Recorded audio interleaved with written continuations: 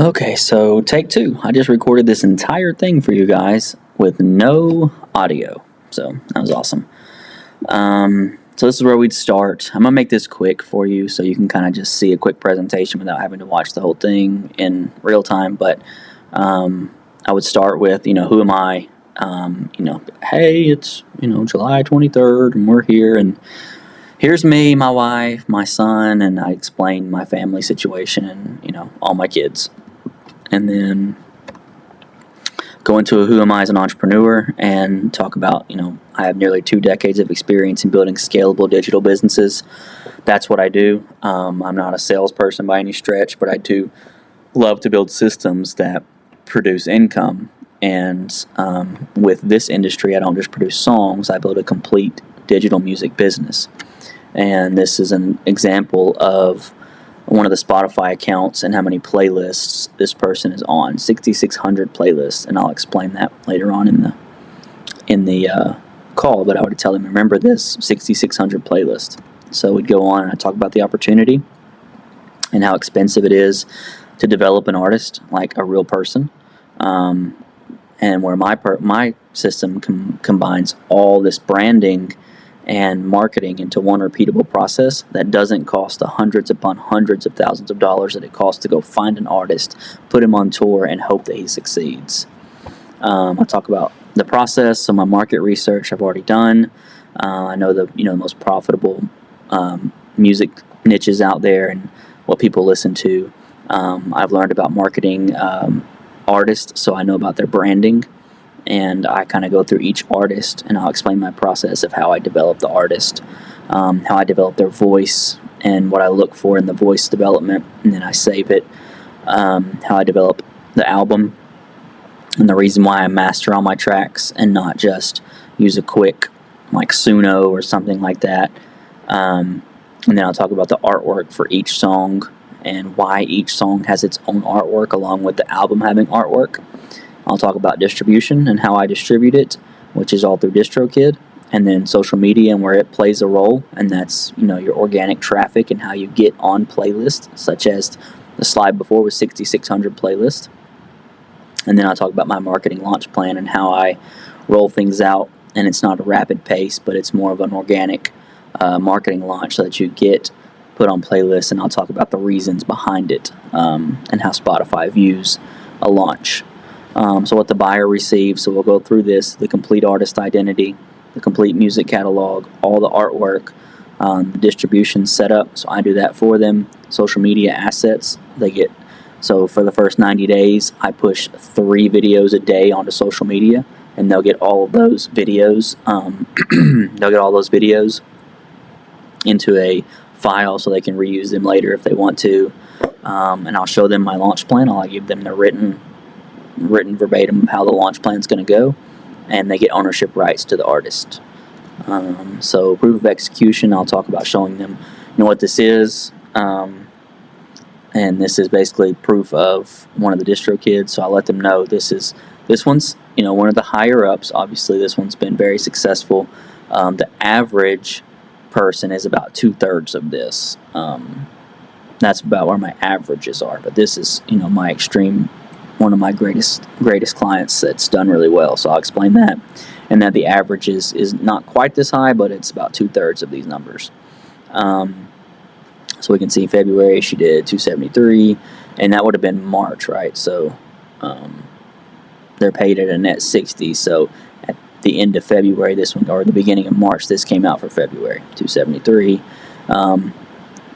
Beginning of April, March's came out or paid out $5,796. It's backwards. April 12,000, May 17. So you can see it wasn't quite as big of a jump from this month to this month, but then in July, so for June's payout, she received 32,000. So it's I'll show them this and explain how DistroKid pushes everything out to over 100 places and how these royalties are collected on their behalf.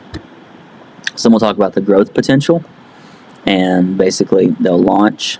I'll help them, gain an audience through social media. Every time we gain audiences, we'll start additional releases. So the next single, then the next single, and then the full album. so we can grow on those playlists organically. Paid playlists are not the way to go. They're out there all over the place. You see ads for it. It's like, hey, pay us $30 and we'll add you to 10 playlists. They will, but those playlists aren't listened to playlists. They're just playlists that are on there. Anybody can go create a playlist and then charge people to be on their playlist. And it doesn't mean it has an audience. You want organic growth. So I'll talk about that. And then licensing deals and brand partnerships. So TikTok is really big on it, on brand partnerships, and they'll drop it into your TikTok account. And for example, I had a guitar company reach out and offered to pay $15 a click over to their guitar company. And so you just do a couple of videos for songs, and on the video you can just have a little clickable link that's like, I played this song with my blank guitar. And if they click it, it goes over to their link and you get paid. So beyond that, we also have, once an artist has been out for about 6 months, we launch a website for each one. Each one's different, so anywhere from 4 to 7 months. We'll launch a website for that person, and that website will have merch. And so the merch is really simple. It's all done through Amazon. It's all drop shipped. Amazon prints it. It can be coffee cups. It can be T-shirts, sweatshirts, hoodies, actual vinyls for them to listen to. Amazon creates it, prints it, mails it for a 60-40 split. So we make 60% of it all. Amazon keeps 40%, and we never have to do a thing. It's just another revenue stream for the artist. So why buy instead of build? And so for this one, I use an AI picture because what I'll explain to them is, most of the world wants to be this. They want to be perfect and polished, and that's the world we live in. An artist wants to be relatable and real. So we want to be on the non-AI side. We don't want to look AI polished. And so I do everything I can to build everything where it's not AI polished. And that way it passes, the look test, and it's a real person. It's someone they can relate to. So you can build it yourself, and you can figure out how to do it. Take months of work, the learning curve. You can spend the money. You can write the songs. You can do whatever you want. And struggle, it's hard. Like, it was hard for me to get started. It was hard for me to figure out the process. It was hard for me to figure out the rollout plan. It was hard for me to figure out the difference in a mastered track and an unmastered track. And if someone has a Dolby Digital sound system and my mastered tracks are sitting, playing, and they have speakers on each side of the room, and the drums are supposed to be on this side of the room, well, from the digital sound system, the drums are coming from that side of the room, and the guitar might be standing on this side of the stage. So you can literally hear the difference in a mastered track, and so can the audience, and so can the distributors like Spotify, Amazon, Apple Music, all of those. So you can do it yourself and learn how to do it, or you can acquire it from me, and it's an immediate ownership, ready to launch brand for you. So the investment's simple. It's $30,000. That includes everything we talked about. There is a royalty split. So for the first 4 months, the royalty split is 70-30. The next 4 months, the royalty split is 80-20. The next 4 months, the royalty split is 90-10. At this point, we both have a vested interest in you being very successful. All right? I definitely want you to grow as fast as possible while I'm at my highest at 30%. And I want you to still, grow while I'm getting 20 and 10. The reason I cut it off after a year is because a lot of people choose to sell their artist after a year. They're growing. They've got this brand that's huge. It's all over, social media. You'll have a Spotify account. You'll have a TikTok account that's monetized. You'll have a Facebook account or a YouTube account that's monetized, and an Instagram account that's monetized. That means you're getting paid for the views. On TikTok, any video longer than a minute long, if you're a monetized account, you get paid for people to watch your videos.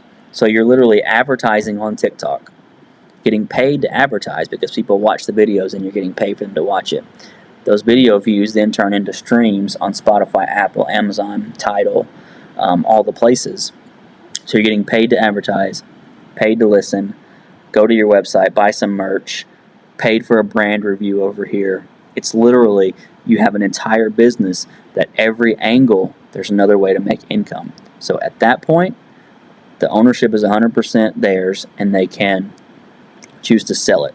The artist at this point is worth anywhere from high six to low seven figures because of all the revenue streams and because of the income proof that you have. So at that point, it's 100% yours. You can sell it and make yourself a nice check. So why buy from me? So I have a interview that I was going to play, and you're buying a proven system, refined through experience, designed to launch premium digital music brands efficiently. And here's what it sounds like when you've been with me for 7 months, 8 months. Hey Melissa, so first of all, thank you for allowing me to record our conversation. And as you know, I'm going to use this and kind of show people the possibilities in working with me. So I just wanted to take a second and ask you, start off just with, can you tell me a little bit about you? Sure, Scotty. Thank you for having me on here. My name is Melissa, and I'm 73 years old. I am retired, and I'm a widow. And ever since my husband passed away, I have decided that it was time to live life. So, on a whim, I sold my house, cashed out all of my retirement options, and moved south in a camper. And I know that sounds crazy, but I have loved every minute of it. I have my one dog, and I have my neighbor that moved with me, and it's just me and her, and that's our life. We live very simply. We do not, have some extravagant lifestyle, but we have one that we love now. And we see our grandkids. I see mine, she sees hers, see our children as much as we can. But other than that, we live the life of retirement.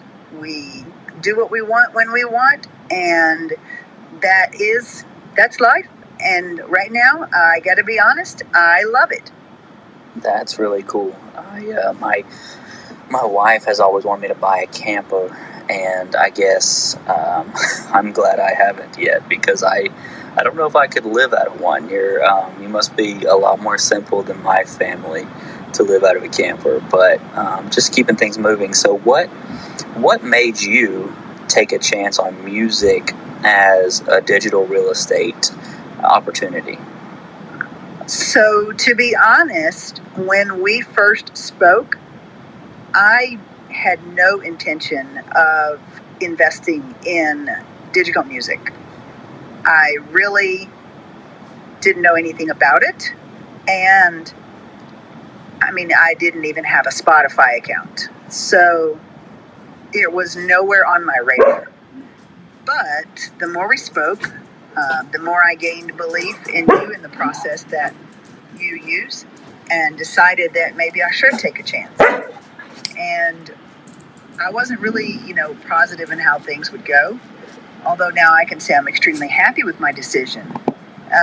What made me take a chance in the beginning was simply my belief in you and your process after we spoke. And, it took me 3 or 4 calls before I really understood what I was buying. Or maybe 10. So it wasn't on my radar. But what made me take a chance was my belief in your process. Wow. So I really appreciate you saying that. And I definitely took a call or 7 before we had a full grasp on everything together. But it worked out in the end for the positive. So my next question is, how did you feel our startup process was? Well, the startup process. This interview is 8 more minutes. I'm going to kind of scroll to the end. But maybe in the future, when they come, if someone else comes knocking, I will think of opening the door. That's where she's talking about where she was offered $100,000 and turned it down. But for right now, I am hanging on to it. Yeah, it definitely was against my better judgment, but that's okay. I like that song too. I wrote it sitting in my truck years ago, the lyrics anyways, and I think I've told you before, I normally just wait till, school supplies are bought, and then I go to Walmart or something, and the spiral notebooks they sell for 10 cents after school supplies have been bought. And so I'll buy $5 worth of spiral notebooks, and I'll just have a stack of them. And every day when I'm busy or thinking or you name it, if a thought comes to mind, I write it down and then I use it for a song later. But anyways, I got one last question for you, and I'm going to let you go. And the question is simple. If you could go back and do this all over again, would you still buy your 2 artists? Oh my gosh, yes. 100% yes. I not only have fallen in love with the money and what the business is bringing. Let me see if I can find where she talks about her money. Now, I'm doing so from a very profitable standpoint. I know you know this question's coming, but in month 4, something cool happened and you turned it down. In saying that, I just want to cut right to the chase. There we go. How's it going? And are you profitable? Well, cutting right to the chase, I am very profitable and things are going great. Honestly, I was a little worried after my second month when I got my first payout of less than $300. I would say I was a little worried then, but after that, to see the growth and see what's happened, and receiving payouts of $7,000 and $5,000, and then $8,000 and $9,000, all the way up to my largest being $32,000. I am extremely happy with the way things are going. So I'll play as much of that interview as you guys think we should, but its total is 11 minutes and 51 seconds after I cut out our conversations and just the strict interview. So we can play that. Then I'll take questions. So you guys go through this, tell me what you think, and whenever you want. I know next week I won't be available on Monday. I'm pretty sure any other day that week, you pick a time and I can be there.